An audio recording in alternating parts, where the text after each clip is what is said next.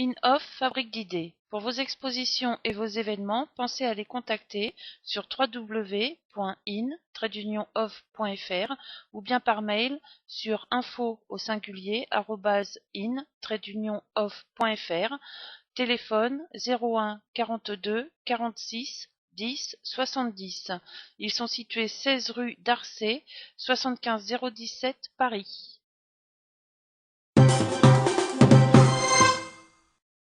Page 2, édito par Sandrine Morvan. Nos Arts, un lieu d'échange ouvert à toute discipline artistique. D'abord un site internet communautaire et interactif, ouvert aux artistes comme aux professionnels du milieu culturel et artistique, et où les internautes ont aussi un rôle important à jouer. C'est aussi un magazine qui cherche, découvre, redécouvre, s'étonne, propose et partage. L'ensemble est complété par des soirées privées au cours desquelles des artistes sont présentés aux professionnels et autres médias. L'art nous entoure sous toutes ses formes. Il s'invite dans nos maisons, dans nos rues, dans notre quotidien. Notre regard et nos sens s'arrêtent souvent sur le plus visible, le plus accessible. Pourtant, au fond de leur atelier, de leur théâtre, de leur sensibilité, de nombreux artistes créent sans pouvoir partager, faute de moyens, de soutien, d'opportunités ou d'interlocuteurs. Nos Arts est un relais, une passerelle. Le but était de créer une sphère culturelle qui permette aux artistes d'être vus par le grand public comme par les professionnels et qu'elle soit accessible à tous, car Nos Arts est aussi disponible en version audio pour une accessibilité aux malvoyants. Nous sommes persuadés que les arts sont le creuset du partage, qu'ils ouvrent les esprits, les font évoluer et grandir. Alors, bienvenue à vous. Au sommaire, interview Le Soldat Rose, pages 3 et 4. Gastronomie avec Dan Laura, page 5. Design, Hervé Pinault, page 7. Photo, Julien Caïdos, page 9. Peinture, Munto Reinhardt, page 11. Zoom sur Ron Mueck, page 12. Sculpture, Annie Laporte, page 13. Littérature, On a aimé, page 14. Pierre Ducrozet, page 15. William Jones en musique, page 7. Mode avec Oliver Swan, page 19 et 20. Patrick Hanel pour le Shoes Designer, page 21. Soirée Nos Arts, page 22, 23 et 24.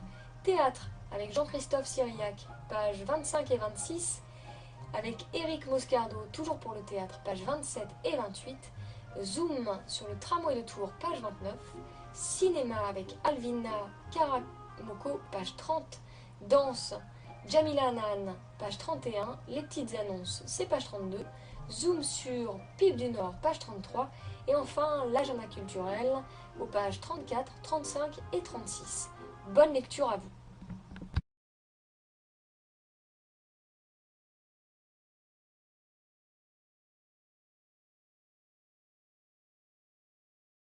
Pages 3 et 4, interview avec Jérémy Charvet et Juliette d'Arbanville. La vie en rose, spectacle déjà monté en 2008, l'édition 2013 revisitée par une nouvelle troupe de comédiens. Le Soldat Rose revient plus rose que jamais, fort de ses 400 000 albums vendus et de ses 2 victoires de la musique. Un conte écrit par Louis Chédid et Pierre-Dominique Burgot, mis en scène par Shirley Edino.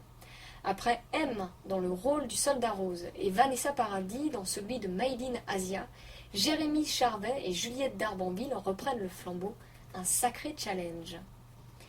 Comment avez-vous été contacté ? Jérémy Charvet. C'est simple, j'ai été mis en rapport avec la production pour un casting que je dirais le plus rapide de tous les temps. Dans les 24 heures qui suivirent, Louis Chédid ainsi que Shirley Edino me donnaient une réponse positive pour tenir le rôle du Soldat Rose. Juliette d'Arbanville. J'étais déjà dans la première session, je jouais la fiancée et la fée. Pour cette nouvelle tournée, j'ai récupéré le rôle de Vanessa. Ce n'est pas trop angoissant de reprendre le flambeau après des stars telles que M et Vanessa Paradis. Jérémy Charvet. Lorsque j'ai commencé les répétitions en novembre 2012, je me suis mis à travailler mon personnage en profondeur. Je ne voulais pas reprendre ce qui avait déjà été fait auparavant. J'ai proposé un nouveau Soldat Rose avec plus de comédie, de jeux d'acteurs. Juliette d'Arbanville. J'avais un peu d'appréhension de refaire une autre tournée avec une nouvelle équipe. Cela s'est vite estompé lorsque nous avons commencé à répéter. Quel est votre parcours ? Jérémy Charvet. J'ai commencé à chanter à l'âge de 7 ans. Plus tard, j'ai appris le piano et la guitare et je suis montée à Paris le 21 novembre 2011. Je prépare actuellement mon premier album en tant qu'auteur-compositeur. Juliette d'Arbanville, j'ai suivi des cours d'histoire de l'art à l'université, puis Pierre-Dominique Burgot, m'ayant entendu chanter, m'a proposé de tenir les rôles de la fiancée et de la fée dans la première tournée. Avec deux autres comédiennes de la troupe, nous venons de créer un groupe qui s'appelle Les Coquettes.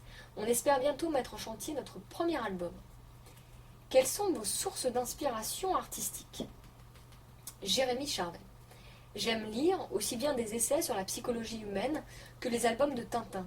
C'est important pour moi de respirer d'autres univers, d'autres parfums. Les sculpteurs et les peintres me fascinent. Je suis toujours intriguée par ce qu'ils peuvent faire avec la matière. Juliette d'Arbanville, je ne saurais pas définir mes sources d'inspiration, sinon qu'elles sont liées aux rencontres au quotidien. Ma mère, qui suivait les cours à l'école du Louvre, a su aiguiser mon œil par rapport à l'art. J'adore des artistes comme Mark Rothko, Jackson Pollock, Keith Haring, mais j'avoue que l'art contemporain actuel ne me touche pas trop. Quels sont les cinéastes avec lesquels vous aimeriez tourner? Jérémy Charvet, Tarantino, Tim Burton, Woody Allen. Juliette d'Arbanville, j'adore les films de Michel Gondry, L'écume des jours, et de Ken Loach, donc La part des anges. À propos de nos arts, Jérémy Charvet et Juliette d'Arbanville, le fait de promouvoir des artistes émergents ou de jeunes artistes totalement inconnus est tout à l'honneur de ce magazine. Votre formule audio pour les malvoyants est un souci de bienveillance qui nous touche vraiment vis-à-vis de ces gens dont le handicap limite l'accès à la culture. Des propos recueillis par Harry Campian. Page 5, gastronomie. Da Laura, les saveurs nouvelles de l'Italie. Da Laura invite les gourmands de passage à la découverte de grands classiques de la cuisine italienne, mais aussi à des spécialités méconnues. Vous connaissiez les traditionnelles lasagnes à la bolognaise, vous découvrirez les lasagnes au ragoût napolitain. Ma mère me les préparait le jour de carnaval, expose Rita Esposito. Tout le monde a déjà goûté au tiramisu. Mais qui a déjà essayé la crème toscane, le délice au citron napolitain, les fruits confits ou la pâte d'amande d'Italie? Da Laura, c'est la redécouverte des goûts de l'Italie. Ici, les lasagnes se déclinent aussi bien aux artichauts et potirons qu'au pesto de courgettes ou à l'araignée de mer. Les cannelloni siciliens sont faits à la ricotta de brebis et à la fougasse au romarin. Ici, on cultive la diversité alimentaire et même sa biodiversité. Ainsi, ces tomates San Marzano de Naples, à la forme allongée caractéristique, sont fréquemment réduites en purée ou séchées. Sans beurre ni crème, à l'huile d'olive extra vierge bio, ces produits raviront également une clientèle urbaine soucieuse de son bien-être alimentaire. Et tout se passe, bien entendu, de façon artisanale et avec des produits frais. Tout prouve que l'Italie est, avec la France, un pays où la cuisine est élevée au rang d'art culinaire. Entourée de sa nièce et son neveu, Rita perpétue la tradition culinaire familiale sublimée par son frère aîné, le grand chef Salvatore Esposito. Da Laura, c'est l'Italie, toute l'Italie, rien que l'Italie? J'ai seulement volé à la France son échalote et sa fleur de sel, plaisante-t-elle. La maison fait évoluer sa carte au fil des saisons en proposant un plat du jour.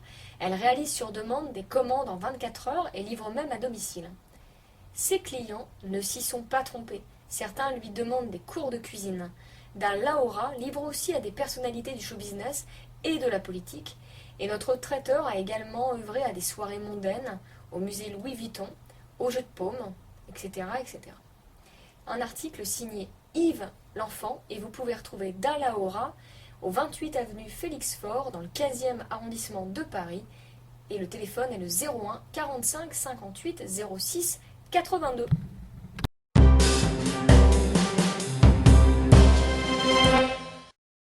Clowns sans frontières, association artistique de solidarité internationale. Leur engagement, le droit à l'enfance pour tous. Clowns sans frontières intervient depuis plus de 20 ans dans différents pays auprès de populations victimes de la guerre, de la misère ou de l'exclusion. Elle regroupe des artistes professionnels qui s'engagent bénévolement en proposant des spectacles dans les camps de réfugiés, les centres pour enfants des rues, les prisons, les orphelinats, etc.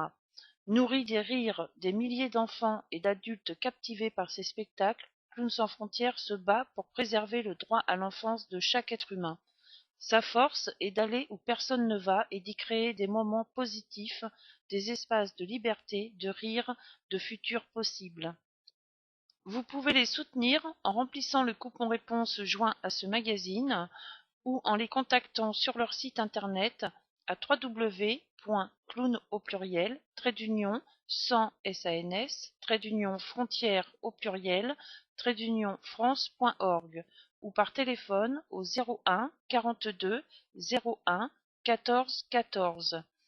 Adresse postale 70 rue de Romainville 75 019 Paris. Adresse email contact au singulier @clown au pluriel france.org.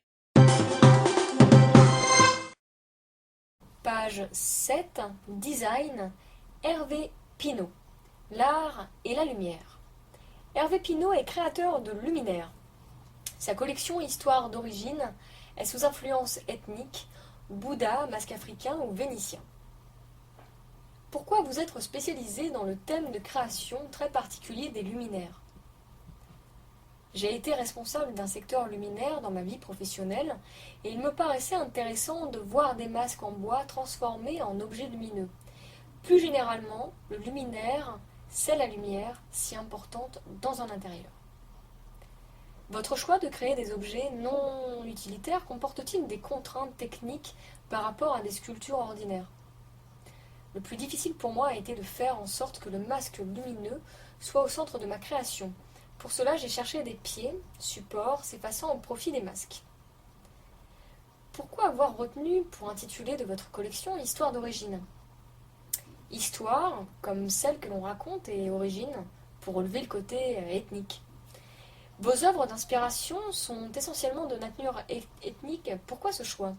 Il s'agissait de jouer sur le contraste entre l'ethnique et la modernité de l'objet. Votre réflexion artistique pourrait-elle à l'avenir se diversifier? Je cherche à créer des objets pour les jardins car j'ai pour eux une passion. Quelles sont vos techniques de travail? Je suis un designer et je fais travailler des mouleurs français. Sur quels matériaux travaillez-vous? J'ai pour matériaux de prédilection actuels la résine polyester et le métal. Comporte-t-elle un engagement en matière écologique? Les résines utilisées sont biodégradables et les ampoules sont uniquement des éco-énergies. À quelle clientèle vos œuvres s'adressent-elles? Elles sont destinées à tous les publics, professionnels et particuliers.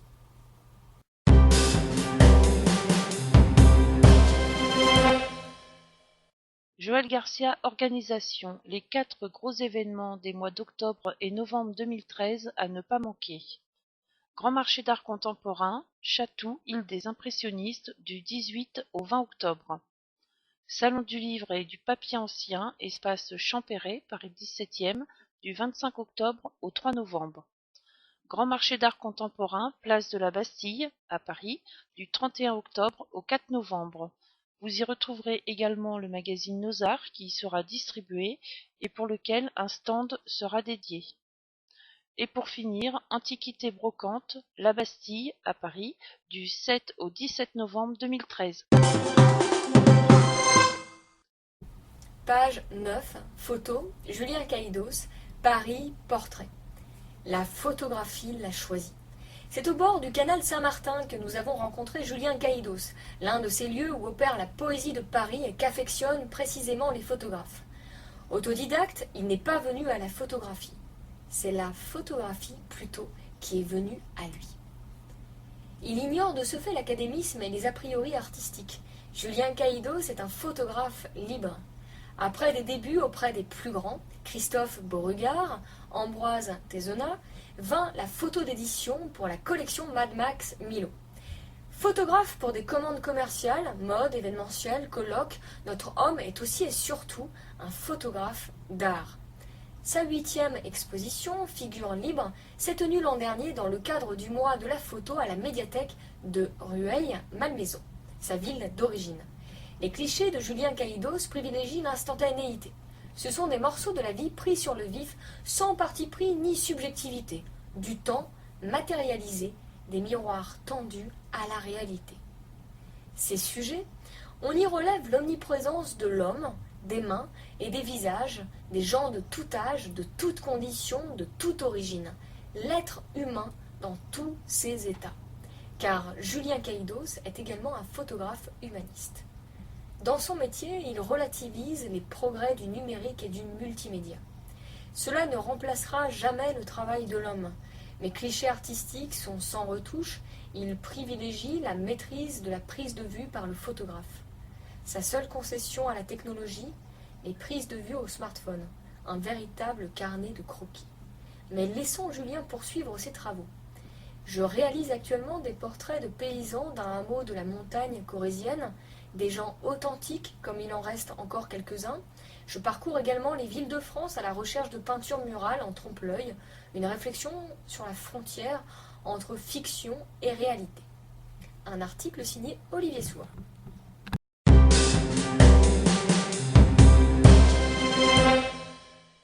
Communiquer autrement, plus fort, plus vite, plus loin, avec Dijek Productions Multimédia.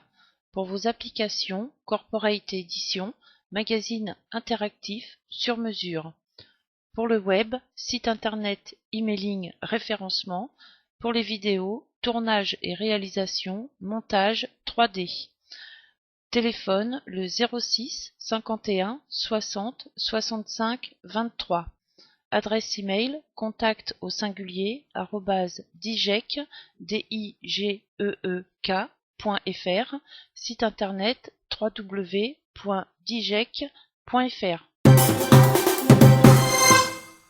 Page 11, peinture, Munto Reinhardt, La Rochelle, portrait. Entre simplicité et complexité. La liberté est son inspiration, le mouvement est sa respiration. Petit, je peignais, attiré par le beau, le naturel.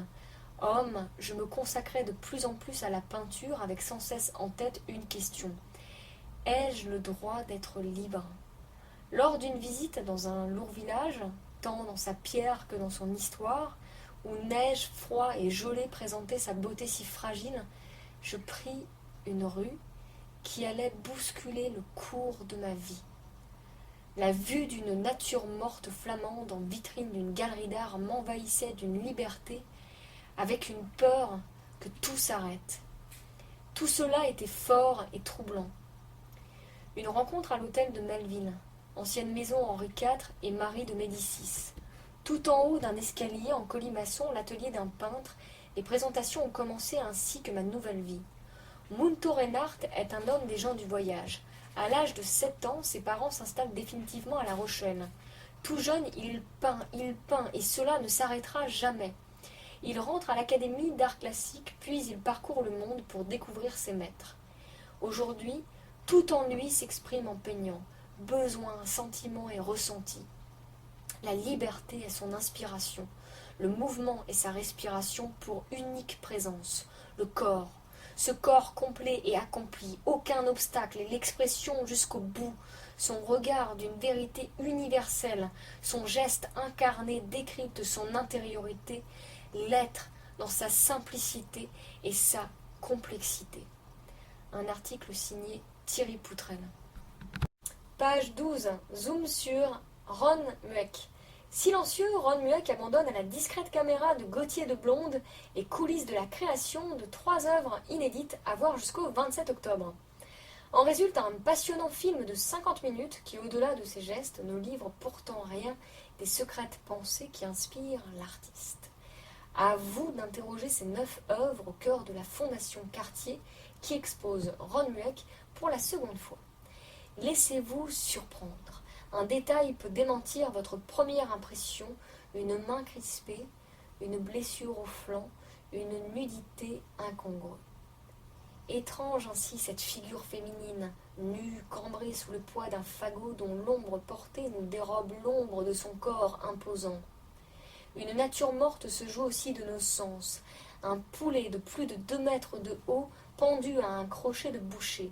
Rien de sanguinolent là, comme avec le bœuf écorché d'un Rembrandt ou d'un Soutine, mais un aspect propre, aseptisé même, et pourtant le regard se fige sur cette goutte d'eau qui semble retenir la vie au bout du bec, sur ses pattes tendues dans un dernier sursaut. Entre compassion et amusement, le visiteur hésite. Son quotidien se heurte aux ancestrales quêtes de l'homme. Il ne faut pas toucher, monsieur. Il y avait une abeille. La perfection de la mise en scène, le réalisme des corps d'un couple à la plage sont tels qu'un insecte s'y est trompé, victime de l'illusion. Illusion encore, l'expression disparaît derrière l'apparence d'un visage endormi et laisse place à la pensée en train de naître.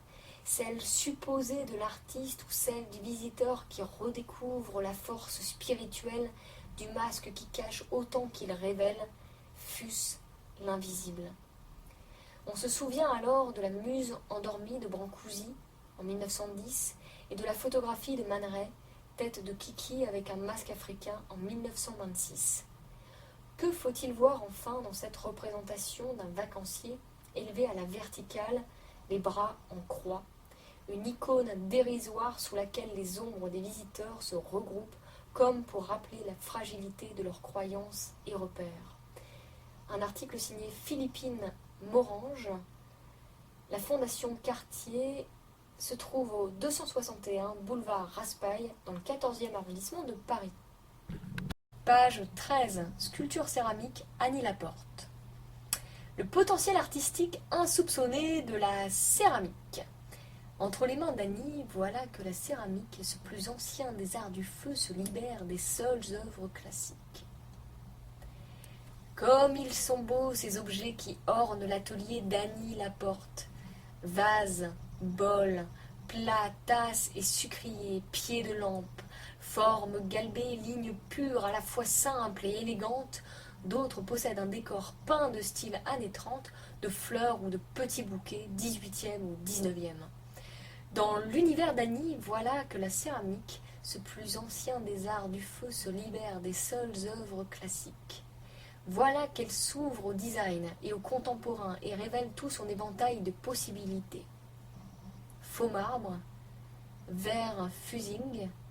Quant à ces grands vases en émaux cloisonnés, peints de multiples personnages de tous les pays, ils portent un message, l'amitié entre les peuples. L'un d'entre eux a été exposé au Centre mondial de la paix à Verdun. Voilà également que le minéral devient vivant. Petits animaux, citrouilles aux couleurs et nervures plus vraies que nature, ou encore cet étonnant moulage de main reproduisant jusqu'au moindre pore de la peau. Quant à cette improbable collection de colonnes vertébrales symbolisant la vie et l'énergie, elle se situe totalement dans l'art abstrait. Pour cet artiste qui a acquis ses lettres de noblesse en tant que maître d'art de la manufacture de Sèvres, la création se révèle sous un nouveau jour, une évolution en perpétuel mouvement. Après un passage chez Lalique et Cristal, un grand nom de la cristallerie d'art, Annie enseigne depuis 18 ans les arts céramiques en lycée professionnel pour l'Institut du patrimoine. Aussi et surtout dans son atelier de Rueil, loin de la rumeur, elle laisse libre cours à la création, parfois en partenariat avec des designers pour des galeristes d'art contemporain. Face à ce matériau imprévisible et exigeant qui la passionne, face également à un art millénaire, elle devise avec sagesse: la céramique apprend l'humilité. Page 14, on a aimé. Septembre a fait sa rentrée littéraire en apportant cette année les 555 romans français et étrangers proposés par les éditeurs. On note qu'en 2013, la production romanesque automnale est une fois de plus à la baisse et pour la première fois depuis 12 ans, le nombre des nouveautés est en deçà des 600 titres. Il y a certes moins de romans, mais il y a davantage de premiers romans qui sont autant d'heureuses découvertes. Séduits par un résumé, captivés par un récit ou tentés par une couverture, Nos Arts vous suggère une première sélection parmi tous les ouvrages qui arriveront chez les libraires jusqu'à la fin octobre. Un premier ouvrage, Impasse des bébés gris de Fabrice Pliskine. Michel Gillardin est un opticien de 58 ans, trop à l'étroit dans son quotidien banal. Pour égayer la fadeur de sa vie monotone, il devient tous les week-ends cet artiste contemporain qui accumule avec ferveur des exploits aussi inutiles qu'insensés. Dans un hôtel de Venise, il livre ses prouesses amoureuses à la caméra ou pose avec aplomb devant les pots de yaourt d'une supérette. Très vite, gravite autour de lui une faune hétéroclite où les mondains et autres soi-disant artistes côtoient les m'as-tu-vu et les nantis. Le kidam s'éprend d'une passion nouvelle qui le conduit à explorer en profondeur les strates de l'amour et de l'art. D'abord avec Ravaka, une malgache rencontrée sur Internet, puis avec Kadidiatou, une immigrée clandestine. L'épopée rocambolesque de ce monsieur tout-le-monde est contée par l'une de ses amies, complice de hauts faits esthétiques et conductrice de Google Car. Impasse des bébés gris est un récit tendre et burlesque, dans la lignée des bandes dessinées de Gottlieb. C'est aussi une satire aigre-douce d'un monde contemporain gouverné par les médias et constamment en quête de reconnaissance. Aux éditions Léo Cher, 251 pages, 20 €. Le quatrième mur de Sorge Chalandon. 1982, Georges a fait le voyage jusqu'au Liban pour monter l'Antigone d'Anouilh parce qu'il en a fait le serment à Sam, son ami mourant. Réfugié grec et metteur en scène, Sam avait en effet en tête le projet insensé de jouer la pièce sur un champ de bataille. Dans ce pays du cèdre où des hommes en massacrent d'autres, Georges a contacté les milices, les combattants et tous ceux qui s'affrontent. Ici, où tout ressemblait à Beyrouth, en plus pauvre, en plus triste, en plus désorienté, il est parti pour les camps en quête de ses acteurs. Créon est chrétien, Antigone palestinienne, Aimon est un druze et Créon un maronite, les gardes et Eurydice sont chiites, et il y a là aussi les Chaldéens et les Arméniens. Georges se risque alors à l'invraisemblable en négociant un court cessez-le-feu, le temps d'une unique représentation. Tous acceptent pour qu'un théâtre de rue devienne un théâtre de ruines dans le décor déconcertant d'une guerre en suspens. Aux éditions Grasset, 320 pages, 19 €. Page 15, littérature, Pierre Ducrozet, un gone faux rêveur, un article signé Alain Baudin. Il s'est éloigné de ses origines ancrées sur les berges du Rhône pour jeter l'ancre vers les quais de Seine en lettres capitales. 2012 est une nouvelle étape au gré d'un parcours entamé voilà 10 ans aux portes du monde dès la sortie de Sciences Po. Hier c'était Bangkok ou Barcelone, aujourd'hui c'est Paris et Berlin, demain ce sera peut-être Isfahan. À 31 ans, Pierre Ducrozet dit appartenir à une génération qui n'a eu ni rêve, ni perspective, et qui se penche sur ce qui lui reste après les rêves. J'écris sur ce qui me préoccupe, sur ce que je vis, précise-t-il, mais je préfère traiter des choses qui me tiennent à cœur. Requiem pour Lola Rouge, publié chez Grasset en 2010, met en scène les errants singuliers de deux excentriques aux quatre coins du globe.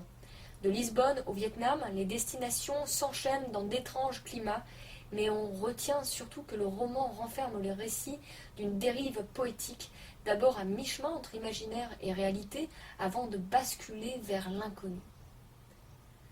La vie qu'on voulait, publié chez Grasset en 2013, apparaît comme un solde de tout compte empreint des désillusions amères qui ternissent les idéaux périmés d'une jeunesse révolue.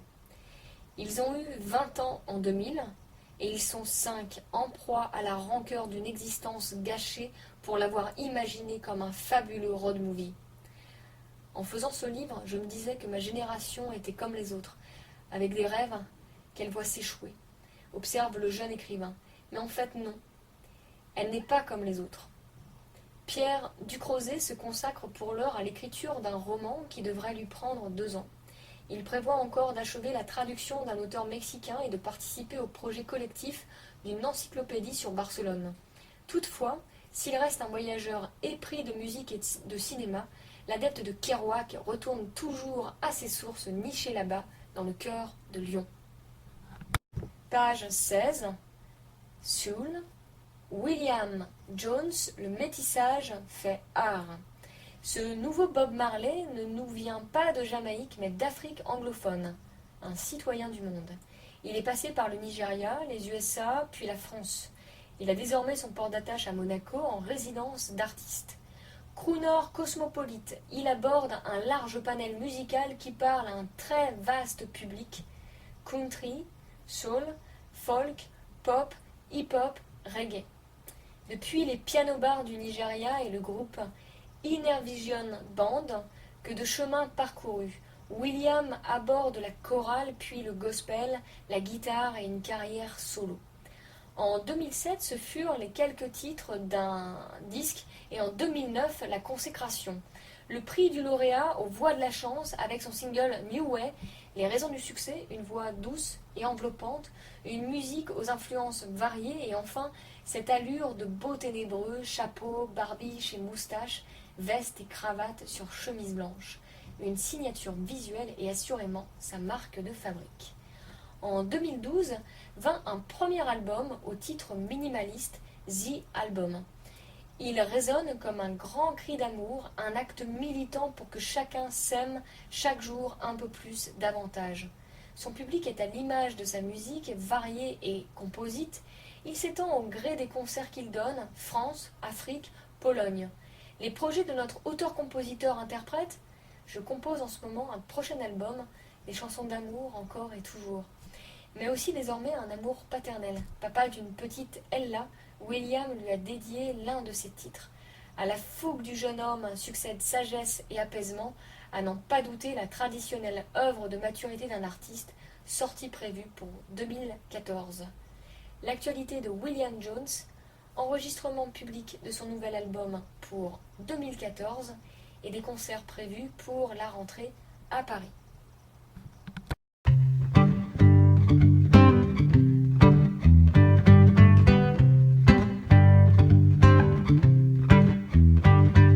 When I was just a little boy, Mama used to tell me, you gotta do your best and just leave the rest. But now I'm looking back, and I don't think that I can truly say that I give my all, going from day to day.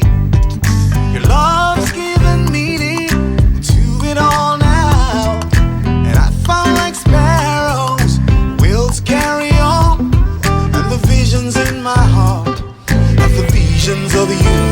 And it's a new day, love is on the road in a new kind of way. Your love has made me whole,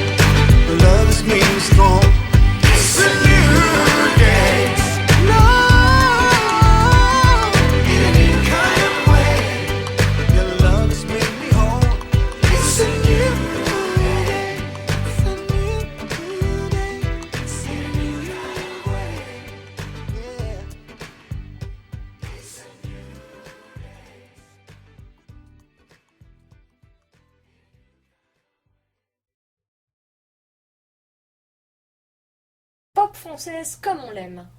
Ses premières apparitions à l'occasion de 2 reprises ont été remarquées. Nous avons choisi ces titres ensemble avec Karl, mon manager. Nous avons eu un coup de cœur pour The Conversation du groupe Texas. Quant à Stand By Me de Ben King, il fait partie des morceaux cultes. Certains l'avaient à cette occasion déjà repéré. Bonne nouvelle pour eux, June Villa sortira bientôt son premier single. Dis-moi est un beau morceau, bien interprété, dont les 2 premiers teasers rythmés misent sur les jeux d'ombre et de lumière. De l'ombre, également, sortira bientôt un premier album. Il se fera cependant désirer. Ses fans devront attendre courant 2014 pour voir ce que peut donner une œuvre à part entière de leur jeune artiste. Car cet album sera du coup vraiment celui de June et de personne d'autre. Auteur, interprète à la française, notre chanteuse écrit en effet elle-même ses chansons, s'inscrivant dans la plus pure tradition des artisans de la chanson. Arnaud Farel en est le compositeur et réalisateur. Quel est le credo de June ? La pop française, un genre pour lequel j'ai une intention personnelle. Quelles sont les sources d'inspiration pour ce premier album ? Des souvenirs d'antan, mais aussi l'observation de la vie et des gens de tous les jours. Quels sont les artistes que vous affectionnez ? Aznavour, Piaf, bien sûr, mais mon dernier coup de cœur est l'album de Bruno Mars. Unorthodox, Jukebox, et tant d'autres, tant que la musique est belle. Le titre de l'album ? Chut, nous n'en saurons pas plus.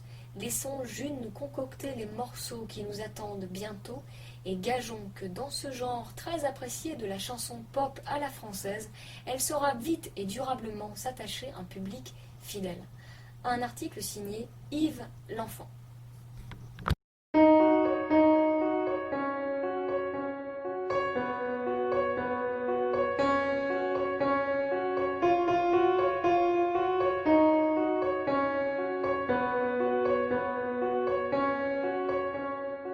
Cette nuit, ma tête a décidé de partir en voyage. Inertie impuissante, je laisse défiler les images. Mes paupières ont fui là où je ne veux pas aller. De force dans ce cinéma où tous les films sont étrangers. Là je vagabonde, mais je ne reconnais rien. Ni les odeurs, les bruits, je tournoie, mais en vain. Les flashs dans ma mémoire me ramènent au présent. Assassine évidence, je ne vois que des murs blancs. Encore un petit tour de manège, mais moi je ne suis plus une enfant. Prisonnière de ce mauvais rêve, j'attends. Encore un petit tour de manège, mais moi je ne suis plus une enfant. Prisonnière de ce mauvais rêve, j'attends. J'écoute le souffle tranquille de mon double qui dort. Apaisé, heureux, celui qui n'a pas tort. J'ai beau fermer les yeux, la nuit ne veut pas de moi. Les heures défilent, espièglent, je n'aurai pas de choix. Je n'aurai pas de choix. C'est l'angoisse qui me drague, je ne lui ai rien demandé. Ce lourd silence me crie pourtant ce qui va m'arriver. On vit comme un bateau sans qui me faut partir. Et moi dans ma détresse, je ne veux que m'endormir. Encore un petit tour de manège, mais moi je ne suis plus une enfant. Prisonnière de ce mauvais rêve, j'attends.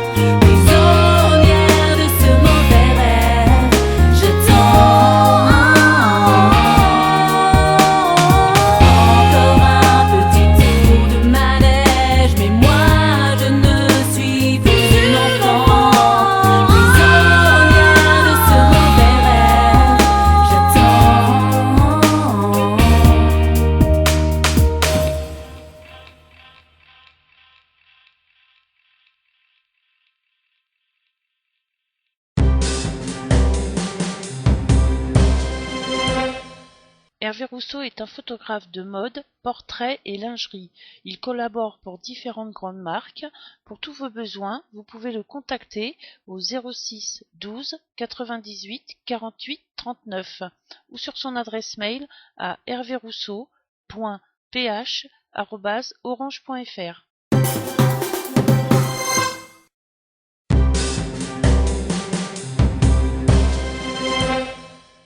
Vous avez du goût, des idées, apprenez un métier créatif. Formez-vous avec Lignée Formation, la première école à distance spécialisée dans les arts appliqués. Pour les domaines de la déco, la photo, le graphisme et la mode. Vous pouvez les contacter au numéro vert 0800 007 051 ou sur leur site internet www.ligne-formation-formation.com. Page 19, mode, Paris, portrait. Oliver Swan, Métamorphosis. Comment décrire les mouvements actuels dont nous fait part la marque Oliver Swan sans se remémorer ces quelques mots d'André Malraux? Le monde de l'art n'est pas celui de l'immortalité, c'est celui de la métamorphose.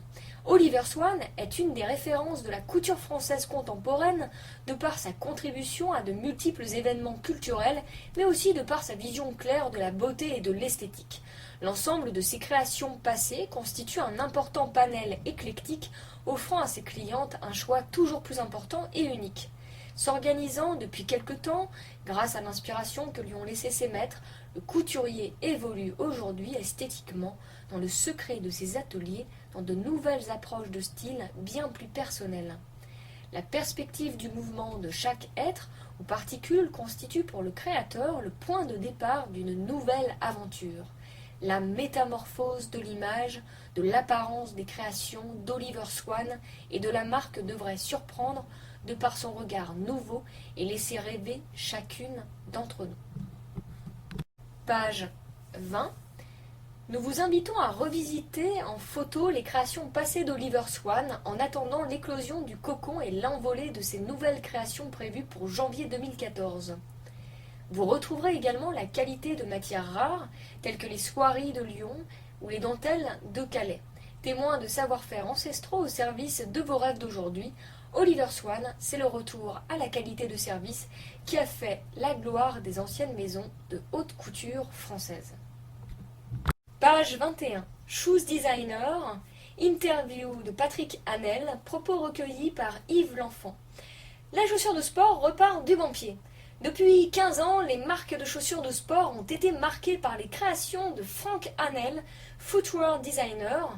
Son design et ses innovations ont contribué à façonner leur image et leur identité, et ce pour un grand nombre de marques, par exemple Aigle, Pony, Fila, Puma et bien d'autres. Quels progrès ont marqué dans son histoire la chaussure de sport? La recherche a porté sur la biomécanique, de nouveaux matériaux naturels et des modèles thermosoudés. Cela a donné aux chaussures plus de légèreté, d'hygiène et de confort. Le design s'est fait plus coloré. J'ai été moi-même à l'origine de pas mal d'innovations, amorti et rotation du pied, lassage des chaussures. Quel regard portez-vous sur le design de la chaussure de sport depuis 5 ans? Avec la crise, la création a cédé la place aux tendances marketing à court terme. Les grandes marques se sont faites frileuses, perdant leur style et leur identité visuelle. Elles ont privilégié les designs suiveurs, les rééditions et le vintage. Les modèles ont fini par tous se ressembler. Il est loin le temps où, dans les années 80 et 90, chaque saison apportait son lot de nouveautés. Comment s'annonce la tendance 2013-2014 ?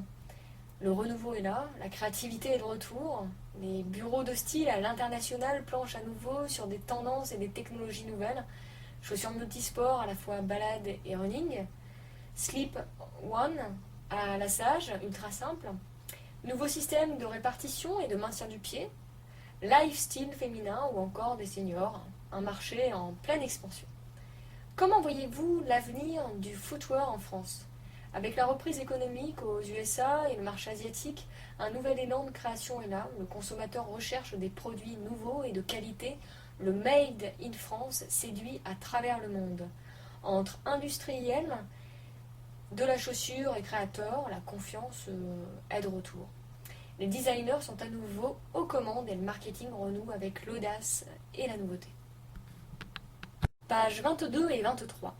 Défilé organisé par Naki Prod pour la soirée Nos-Arts du 27 juin 2013. Il était gai et coloré, tout d'élégance et de simplicité, le défilé organisé par Naki Prod, l'agence événementielle artistique et technique d'Alvina Karamoko. Au Mimi Club, nouveau et déjà très prisé, lieu de sortie du très chic quartier de l'Étoile, où étaient présentées le 27 juin dernier, dans le cadre de la soirée privée Nos-Arts, les collections d'été de ces différents créateurs, robes, bijoux et accessoires. Excite les ensembles sophistiqués des grands couturiers. De l'imagination de Miss Mahawa est sortie toute une déclinaison de prêt-à-porter. De petites robes d'été pimpantes et variées, des pagnes, de petites jupes ou des tailleurs. Chacune y trouvera ce qu'il lui faut pour l'été. Un peu d'Afrique, un zeste de créole et d'outre-mer, ces réalisations offraient le rayon de soleil et la touche estivale que ce mois de juin, Mossad se refusait tant à nous donner. Voilà en effet une collection qui se situe au carrefour de plusieurs cultures. Elle puise son inspiration dans la tradition de pays chauds pour offrir ce qu'il y a de mieux pour l'été. Ses vêtements amples et généreux conjuguaient l'élégance au maintien d'une nécessaire fraîcheur, des tissus moirés aux motifs tachetés, géométriques ou zébrés, des décolletés à la fois oisés et pudiques, des coiffures aériennes. La collection Miss Mahawa tentait également un pari, ancrer la modernité dans la tradition. Tout en se référant au motif du boubou africain, elle en brise les codes. Le vêtement traditionnel cède la place aux tenues en wax, ce tissu 100% africain en coton local et taillé dans un style ethnique, la star actuelle du streetwear africain. Les It Girls de Miss Mahawa, de jeunes femmes métisses, mettaient en valeur cette collection d'été. Les bijoux portés au ras du cou et accessoires pour cheveux colorés d'Aiyawa Jewel étaient autant de mosaïques et de vert et d'oranger, un véritable arc-en-ciel. Il contrastait avec les créations bijoux végétaux de Stella Walters. Notre créatrice a choisi de valoriser le patrimoine de son île, la Martinique, au travers de boucles d'oreilles, colliers, bagues et ceintures en fruits à pain, une variété locale, en magoani raffia, en wax ou madras. Stella avait également imaginé un improbable et astucieux pagne de cravate. Sobrement porté sur une robe blanche, il témoigne de ce que l'on peut faire en détournant un objet, une pièce vestimentaire en l'occurrence, de sa fonction d'origine. Mesdames, il donnera une deuxième vie à l'accessoire fétiche de votre mari. Les accessoires essentiels, sacs et créations de maroquinerie et sacs en cuir de Marie-Claire Yakou, étaient la touche intrigante de la soirée. Ils affichaient comme emblème le fameux Hein Ketchet Collection, l'œil pour la protection dans la tradition arabe. Plus ludique et amusant enfin, ces ours en peluche décorés, les doudous en wax de chez Myriam Maxo. Une présence ludique quasi inattendue au bout du bras de femmes enfants. Le défilé avait pour fil rouge la détermination, la créativité, l'humanisme et la joie de vivre qui caractérisaient toutes ces créatrices. Les musiques de Nicole Wagner, dit Reinhardt, Tripton et Osage venaient mettre du rythme à cette prestation unique. Cette farandole de belles choses aura finalement conquis le public et trouvailles pleines d'imagination qui résumaient ce que création veut dire. Un article signé Yves L'Enfant. Pages 25 et 26. Théâtre, Paris, portrait, Jean-Christophe Cyriac, théâtre expérimental Le Retour, un sujet proposé par Olivier Sourd. Pièce de théâtre interactive, On ne badine pas avec la mort invite le public à prendre part à son déroulement et décider de ses différentes issues possibles. En bousculant les codes et les conventions du théâtre classique, elle séduira les amateurs d'expériences théâtrales nouvelles. Du titre d'une tragédie, celle d'Alfred de Musset, j'ai fait celui d'une comédie fantastique. D'emblée, Jean-Christophe Cyriac, son auteur et metteur en scène, annonce le ton décalé de son œuvre. Depuis le printemps dernier, elle a déjà remporté un franc succès à la Comédie Nation à l'occasion d'une trentaine de représentations. La pièce, il est vrai, a tout pour attirer la curiosité du public.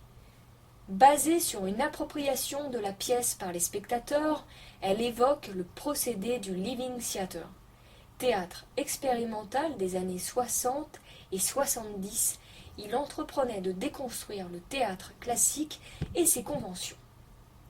Il réinventait en particulier les liens entre acteurs et spectateurs, invitant ces derniers à monter sur scène et prendre part à la représentation. C'est avec cette expérience participative que Jean-Christophe Cyriac entreprend de renouer, certes plus sagement.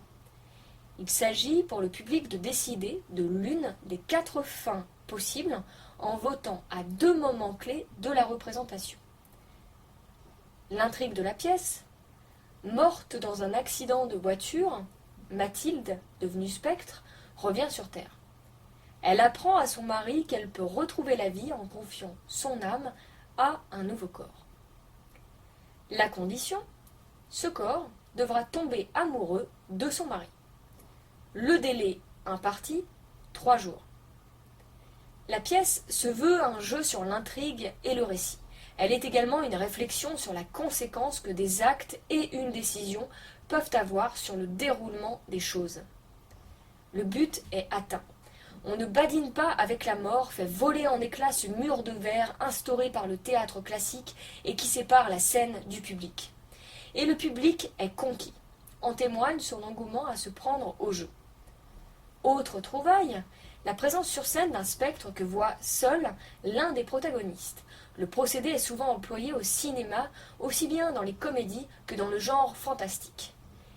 Il est ici un neurotransfuge du 7e art, habilement transposé au théâtre. On ne badine pas avec la mort pose au final, sur un ton léger, une question a priori toute empreinte de noirceur, une réflexion sur la mort et l'au-delà. Et propose au spectateur d'avancer main dans la main avec les acteurs et le sourire. La pièce de Jean-Christophe Cyriac, c'est de l'art dramatique précisément dédramatisé. On l'a compris, on ne badine pas non plus avec l'humour. L'auteur, Jean-Christophe Cyriac, est auteur de 6 courts-métrages et d'un documentaire sur la clochardisation basé sur les thèses du psychiatre Patrick Declercq. Il s'ouvre ensuite vers le théâtre en écrivant un seul en scène pour la comédienne Mata Gabin, puis crée le système de pièces à choix multiples. Travaillant toujours entre expérience théâtrale et audiovisuelle, il tourne actuellement un documentaire avec Sonia Rolland sur le Rwanda. Les acteurs, Kim Schwark, comédienne rompue à la comédie, elle est naturellement venue à la rencontre du rôle de la femme fantôme. Mata Gabin, la chanteuse, à la fois actrice et chanteuse, ainsi qu'une habituée de l'expérience du One Woman Show, ce rôle lui va comme un gant. Jean-Marie Damel, le mari de Mathilde, il n'aura de cesse au cours de la pièce de paraître dépassé par les événements, rôle de comédie dans lequel il excelle. Et enfin, Manuel Husson, le médecin, pédant et imbu de lui-même, c'est un avatar contemporain des médecins, des comédies de Molière. Il est servi par un acteur habitué aussi bien au burlesque qu'au classique. Les représentations à partir du novembre 2013 à la Comédie Contrescarpe, Paris 5e. Pages 27 et 28, Théâtre, Montrouge, Portrait, Éric Moscardo. On m'a dit ça donne envie d'aller à Madagascar. Nous avons rencontré Éric Moscardo, auteur et comédien du Baobab normand. Quelle est la genèse de votre spectacle ? C'est dans mon vécu que j'ai puisé les anecdotes insolites qui sont dans le spectacle. Je suis de père malgache et de mère normande, et c'est à l'âge de 20 ans que j'ai découvert pour la première fois Madagascar. Ce fut un vrai choc des cultures, la rencontre avec ma famille malgache, les coutumes et les croyances ancestrales, la différence entre la bourrée normande et les danses africaines, ce sens interdit invisible qu'aucun panneau ne signale à un étranger de passage, ce fameux baobab rond-point qui a donné son nom à la pièce, un arbre millénaire absolument énorme, et spectateurs de cinéma qui interpellent les acteurs à l'écran. Au fil de l'écriture, j'ai utilisé d'autres tranches de ma vie, comme mon enfance et mon adolescence, en tant que métisse en Normandie, mon expérience de père de famille, mon année d'étudiant aux USA. Tout cela a donné une véritable histoire dans laquelle je joue mon propre rôle, bien sûr, mais je joue aussi une bonne quinzaine de différents personnages, mon père, ma grand-mère, mon beau-père, ma fille, et plein d'autres plus secondaires. Au cours des représentations du mois de mai dernier, vous avez déjà eu l'occasion de tester les spectateurs.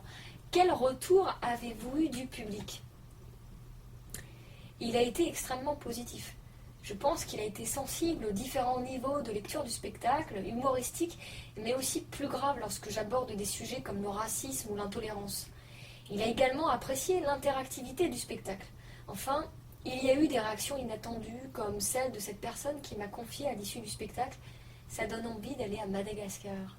J'adore faire rire les gens, mais ce que j'aime par-dessus tout, c'est donner de l'émotion. Je suis un comédien avant d'être un humoriste. J'ai donc été très touchée par le fait que certains spectateurs m'ont dit qu'ils avaient été émus par ce spectacle. Comment envisagez-vous l'avenir de votre one-man show ? Il a vocation à être interprété bien au-delà du théâtre, son port d'attache actuel. Je viens de le jouer à Saint-Pierre-du-Perret, dans l'Essonne, et j'espère pouvoir le faire dans d'autres localités, en banlieue, mais aussi en province. Mon espoir secret, que le baobab normand se joue en Normandie, bien sûr, mais aussi sur les rives même de l'océan Indien, à Madagascar et à La Réunion. Donc Éric Moscardo au Théâtre, 20 rue Théodore Deck, dans le 15e arrondissement à Paris, tous les dimanches à 19h30 à partir du 27 octobre 2013. Réservation au 01 45 54 00 16. Page 29, zoom sur Tramway de Tours, arrêt sur l'Ar. C'est à Daniel Buren qu'est revenue la tâche de réaliser l'accompagnement artistique du tout nouveau tramway de Tours, mis en service le 31 août. J'ai voulu dire non au brutalement utilitaire du tram. La réflexion du collectif, Ensemble la ligne, a porté sur un traitement artistique global.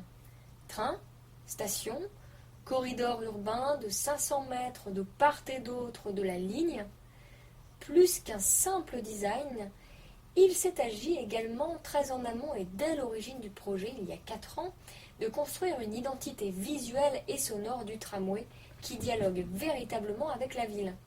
La démarche est inédite. Daniel Buren est resté fidèle à ces fameuses bandes blanches et noires présentes sur chacune des 29 stations.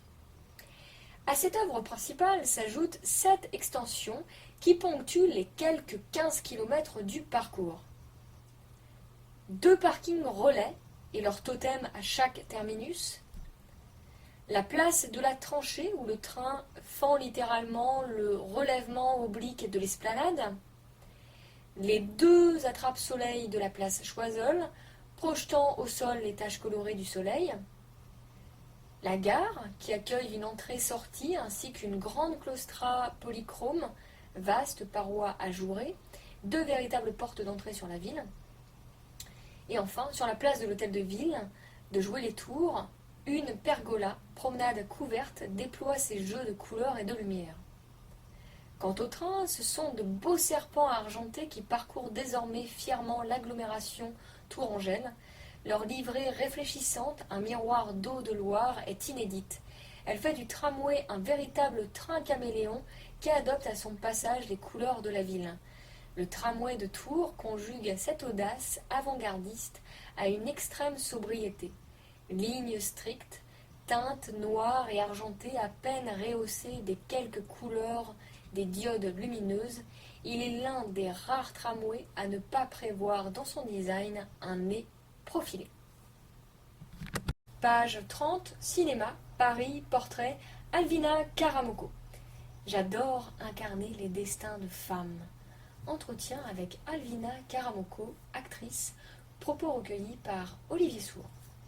Alvina Karamoko est comédienne. Elle a une prédilection pour les rôles de femmes actives, reflet de sa personnalité. Métisse, elle a également un coup de cœur tout particulier pour le destin du peuple africain et antillais. Quels ont été vos débuts à l'écran ? Le téléfilm Le troisième jour de Bernard Stora a été en 2009 un drame moderne. J'y joue la compagne d'un dealer qui balance à la police un projet de braquage, une femme qui prend le destin en main et réalise un choix cornélien, dénoncer celui qu'elle aime. À quel rôle aspirez-vous? Ceux de policier, avocat, artiste ou encore femme d'affaires ou boxeuse taille, ce que je suis déjà dans la vie. J'adore incarner des destins de femmes. Mon rêve, jouer Joséphine Baker, cette grande artiste de la revue Nègre. De façon générale, je suis passionnée par tout ce qui touche à la nature humaine. J'aurais rêvé être psychologue ou ethnologue. Je me définirais comme une actrice humaniste. Métisse marocaine et ivoirienne, je suis également très portée sur le destin du peuple afro-antillais, celui de l'esclavagisme. J'y vois une forme contemporaine de la négritude, chère à Senghor. En 2002, mes premiers pas d'actrice se sont faits dans une pièce consacrée à Toussaint Louverture, tirée de Fort de Joux, avril 1803, d'Éric Sauret. Plus récemment, au printemps 2013, et toujours au théâtre, il s'est agi de Love Labo de Nathalie Broisa, une pièce expérimentale. Elle marque un retour du théâtre de l'absurde. Et enfin, comment envisagez-vous l'avenir de votre métier d'actrice? Je cherche un rôle auprès de réalisateurs pour développer ce profil d'acteur. Je recherche également une résidence d'artiste auprès d'un théâtre. J'aspire enfin à des rôles de voix off, la publicité où j'ai déjà de nombreuses références, la radio, les documentaires, peut-être à terme les doublages. Donc, page 31, danse. Albi, portrait Jamila Hanan. La danse orientale, un kaléidoscope éternellement changeant. Plus de 5 années de spectacles donnés dans tout le Moyen-Orient, des Émirats au Caire, ont permis à Jamila Hanan de retrouver la vérité de la danse orientale. Jamila Hanan, une danseuse de renommée internationale, chorégraphe et metteur en scène, avec sa compagnie à rythme d'Orient, elle produit le spectacle Roxane, première tragédie musicale orientale inspirée des lettres persanes de Montesquieu. Dans leur prison dorée du harem persan, elles sont 5 femmes mariées au même homme, Uzbek, en voyage à Paris. Tragédie de l'émancipation, Roxane est une présentation lucide des rapports humains, hommes-femmes, maîtres, esclaves, Orient, Occident. La danse orientale, un kaléidoscope éternellement changeant, on peut comparer la danse orientale au motif d'un tapis d'Orient dans lequel chaque dessin individuel a sa beauté propre, son caractère distinct. Lorsqu'on regarde ce genre de tapis, les yeux ne s'arrêtent pas sur un dessin en particulier. Il en va de même avec la danse. Chaque passage atteint une apogée, un sommet qui lui est propre, plutôt qu'une et culminante apothéose. Il arrive parfois qu'une danseuse ne mette pas un point final à sa danse, mais quitte la scène en continuant son mouvement, nous laissant ainsi poursuivre cette danse dans notre imaginaire.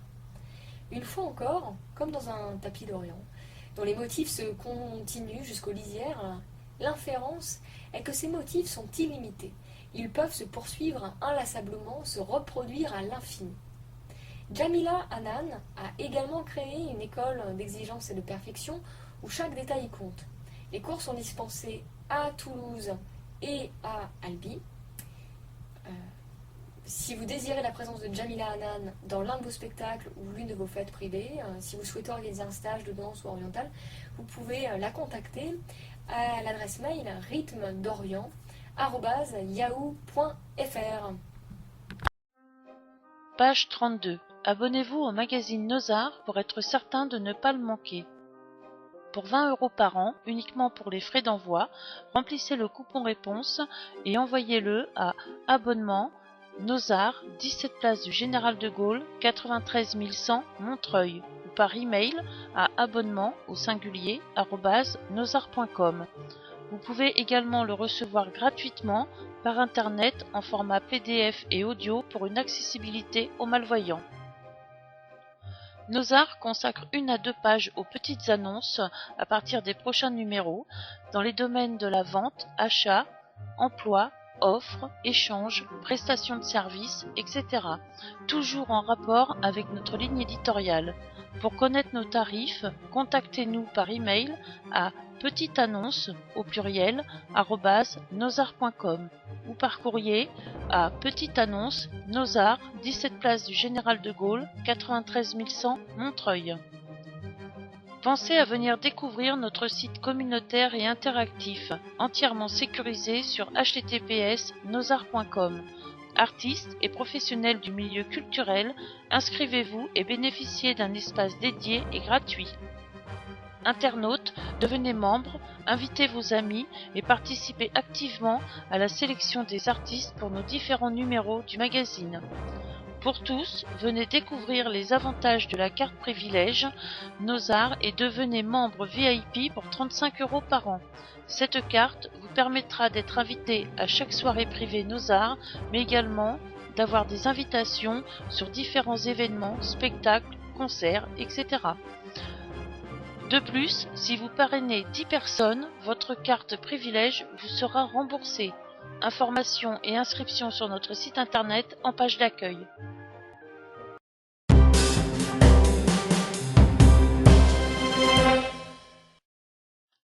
Voyance Colline. Colline, médium depuis plus de 25 ans et son équipe vous accueille au 0892 23 14 33, 0,34 centimes d'euros la minute. Situé au 7 rue du Disque Escalier, 10 Tours Square Vallée, 75 013 Paris. Vous pouvez la joindre par téléphone au 01 45 82 20 67 ou au 01 53 79 73 39. Son portable 06 60 92 30 64. Sur son site internet à www.voyance-colline.com.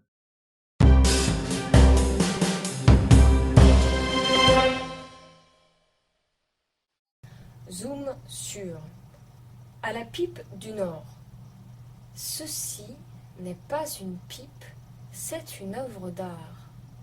Dans son atelier de Paris, M. Pierre Voisin, artisan pipier depuis 5 générations, réalise des objets d'exception avec un talent digne d'un sculpteur ou d'un ébéniste.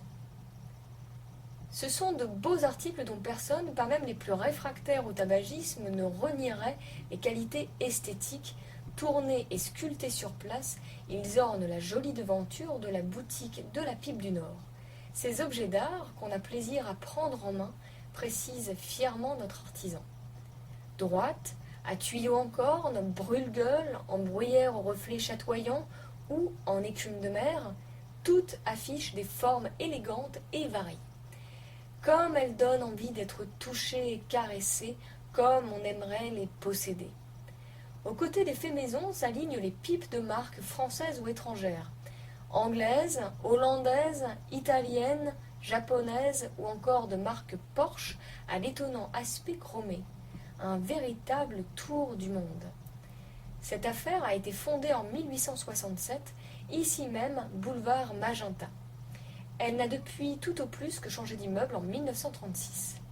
Pierre Voisin est l'un des quelques fabricants restaurateurs de pipes artisanales qu'il reste en France, et son activité rayonne aujourd'hui dans le monde entier. Je viens d'envoyer un colis en Malaisie. N'allez pas croire que ce métier-là soit progressivement relégué au passé. Les lois anti-tabac ont amené un public nouveau, soucieux de mieux fumer. Avec la pipe, on n'avale pas la fumée. Et puis, il y a cette satisfaction de posséder une pièce d'exception qui, loin des objets industriels, est une histoire à raconter qui appartient à un patrimoine. La Pipe du Nord, 21 boulevard Magenta, 01 42 08 23 47.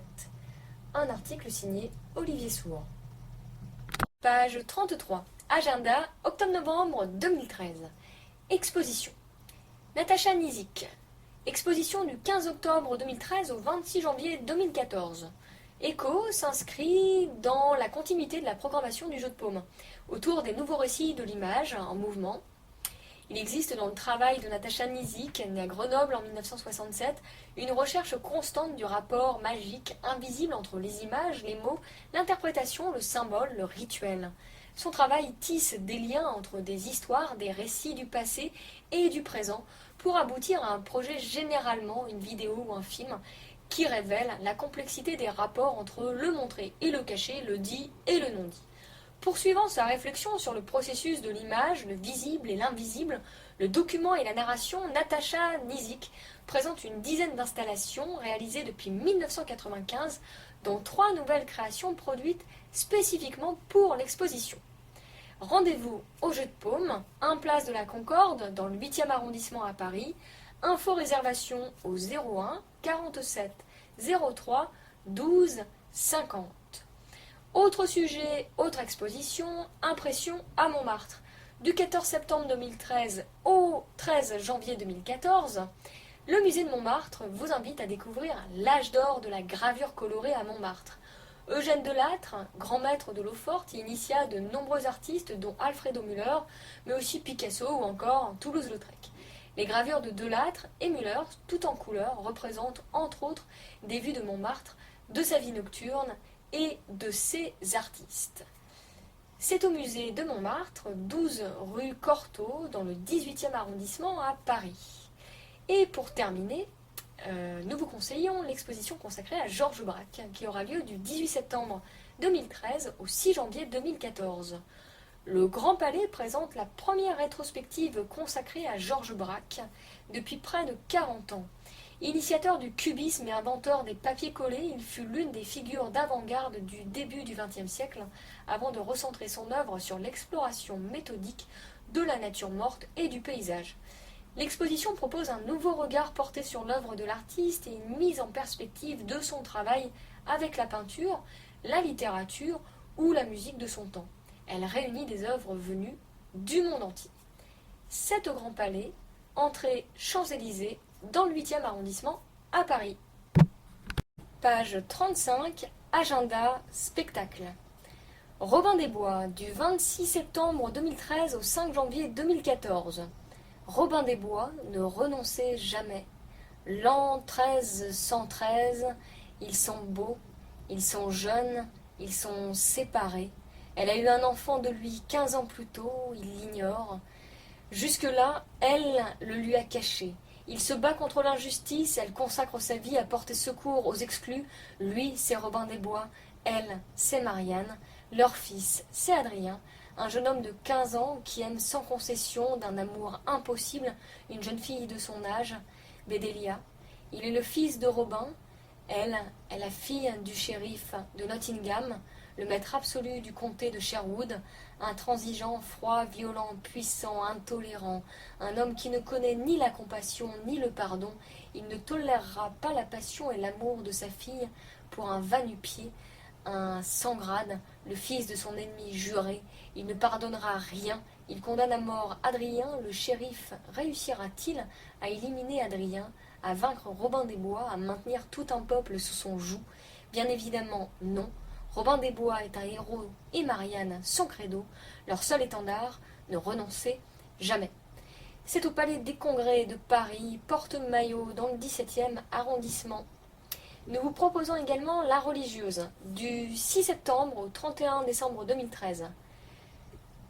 Viol de gambe Diderot signe avec La Religieuse un roman au vitriol dénonçant les convenances bourgeoises et les règles monastiques de son époque. Ce spectacle fort nous invite à une réflexion sur la liberté, la justice et la condition de la femme. C'est au théâtre Ranelagh, 5 rue des Vignes, dans le 16e arrondissement de Paris. Et enfin, nous vous proposons de la danse avec Irish Celtic. Ce sera le 16 novembre 2013.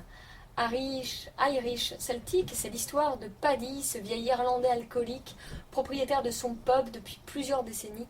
Il est sur le point de le léguer à son fils, Diarmuid, mais ce dernier, fainéant et insouciant, préfère danser que de servir la bonne Guinness ou l'alcool de la vie aux clients du Irish Celtic Bar.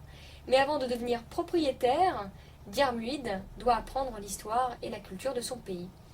C'est au Zénith de Paris, La Villette, porte de Pantin, 211 avenue Jean Jaurès, dans le 19e arrondissement de Paris. Page 36, agenda concert. Goldfrapp, nouvel album été 2013. Brillant et indescriptible, le duo de Goldfrapp au son électropop léché est de retour en 2013. Après un Trianon complet en 2010, leur rareté en festival les rend immanquables, leur dernière date remontant à 2006. Formé en 1999, Goldfrapp captive tout autant ses fans que la critique avec une série de disques devenus platine qui explorent l'essence même de la sound-pop, de la folk et de l'électro. La capacité instinctive du duo à saisir ce qui fait une parfaite chanson pop prend tout son sens dans des tubes tels que Strict Machine, Oh là là, etc. Au fil du temps, Goldfrapp a également gagné une solide réputation live grâce à des concerts spectaculaires et irrésistibles. Rendez-vous au Trianon, 80 boulevard Rochechouart, dans le 18e arrondissement à Paris, le 25 octobre 2013. Dans un autre style, À quoi ça sert l'amour, Piaf. Spectacle qui aura lieu du 13 septembre au 13 décembre 2013. 3 personnages, un amour inavoué et les chansons de Piaf pour en faire une histoire. Ça sert à ça l'amour. La môme aime Lulu, mais le péguin la rend tarte, alors Margot s'en mêle. Écoute-moi bien la môme, tu chantes Piaf, ça parle d'amour, alors fais la soudure, ou c'est moi qui lui cause, il reste à la chanteuse. 1h15 et l'incroyable richesse du répertoire de Piaf pour relever le défi. Ça sert à ça l'amour. C'est au Déchargeur, en 3 rue des Déchargeurs, dans le 1er arrondissement à Paris. Et enfin, toujours dans la rubrique agenda, mais cette fois-ci pour la musique, nous vous conseillons la 14e édition du festival Ville des musiques du monde du 11 octobre au 10 novembre 2013. Cet automne, le festival Ville des musiques du monde est une fois de plus votre passeport vers des destinations exotiques en plein cœur de Paris et de la Seine-Saint-Denis. La colombe et les balles seront le fil rouge de cette édition qui vous mènera de la Kumba au High Life et à l'Afrobeat en passant par la salsa, la rumba ou encore le tango. Donc rendez-vous du 11 octobre au 10 novembre.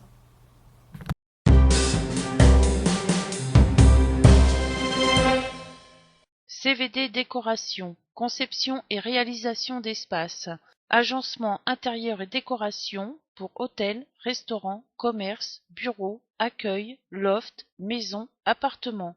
Contactez Caroline Witt, architecte d'intérieur et décoratrice, au 06 32 36 57 11 ou par email à contact au singulier @cvdecoration.fr. Son site internet www.cvdecoration.fr.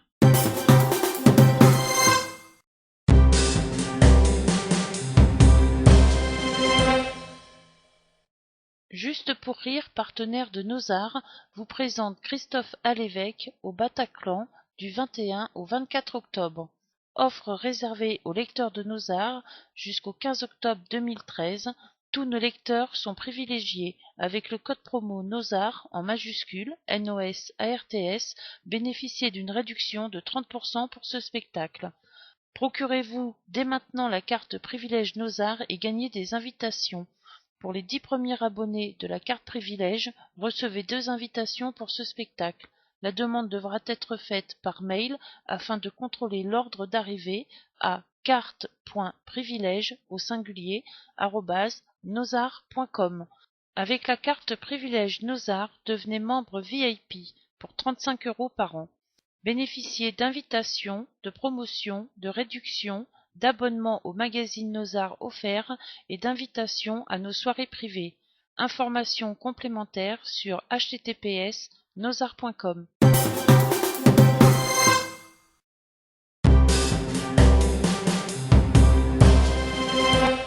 Le magazine Nos-Arts est imprimé par les imprimeries Léonce Després. Site internet www.léonce-desprez.fr.